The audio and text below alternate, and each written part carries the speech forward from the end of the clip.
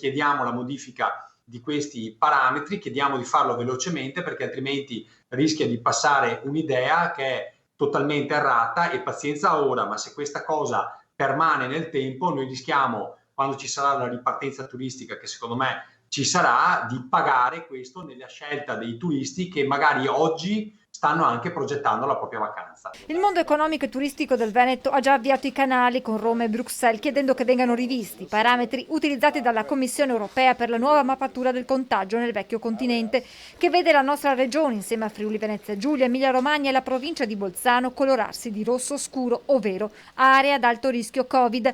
Il criterio utilizzato considera 500 più contagi ogni 100.000 abitanti come dato cumulativo negli ultimi 14 giorni. Si sono utilizzati dei parametri che sono parametri vecchi, non è lo specchio della situazione reale e attuale che stiamo vivendo. Anche il numero 1 di Confturismo Veneto punta il dito contro i parametri. Come dice Zaia, più test facciamo e più questo atteggiamento virtuoso, spiega Michielli, ci si ritorce contro. Chiaro che se una regione fa 10.000 test al giorno, una ne fa 7, una rileverà 2 contagiati, l'altra ne rileva 20.000. E quindi questo è un concetto che credo Zaia sia riuscito a far passare a Roma.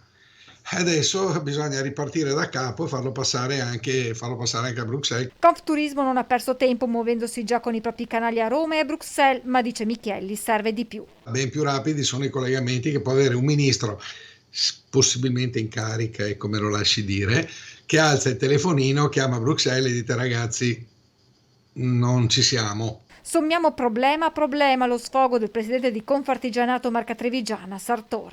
È un elemento che non solo danneggia dal punto di vista economico, ma crea anche un po' di problemi dal punto di vista della tenuta del sistema. Non basta solo la questione di aver subito il danno nelle relazioni personali del turismo, se sommiamo a questo anche la difficoltà di relazioni di lavoro, è evidente che il sistema non può riprendere.